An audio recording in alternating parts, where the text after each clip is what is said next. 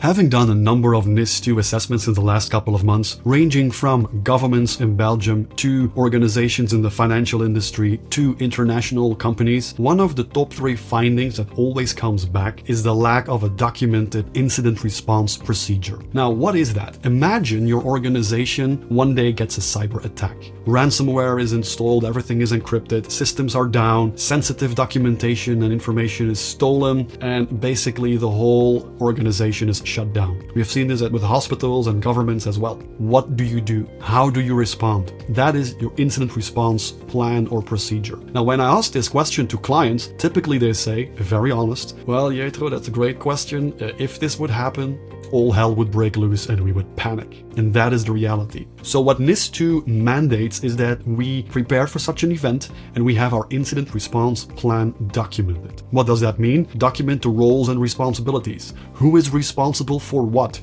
Who is responsible for cloud systems, for on-premise systems? Who is the DPO? Who will communicate to the press or to the outside world in case of such an incident? All these roles and responsibilities need to be documented.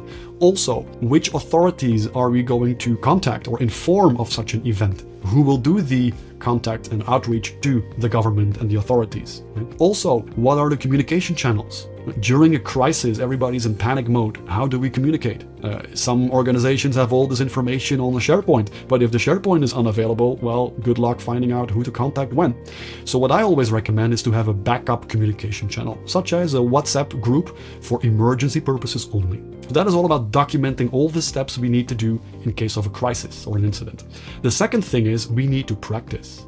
Just like with fire drills, where we physically sound the fire alarm and we all go outside and evacuate and go onto the designated spot, and then somebody has these yellow jackets on and they start doing the head count and logging, who's outside. That is all to drill and to repeat and to exercise in case of a real emergency. We have to do that in the cyber world as well. So these cyber incidents, we have to drill and simulate them throughout the year. The third thing, we have to do a lessons learned. While doing these exercises, you're going to find out some bottlenecks or things that did not go well. That's perfectly fine. So we learn from them, and then we use that knowledge to update the documentation and procedures, to drill again, and then we do this continuously. NIS2 is not about achieving perfection. It is all about increasing your cyber resilience, so improving continuously.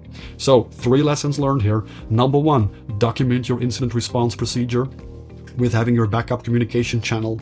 Number 2, do your exercises and drills and simulations, practice.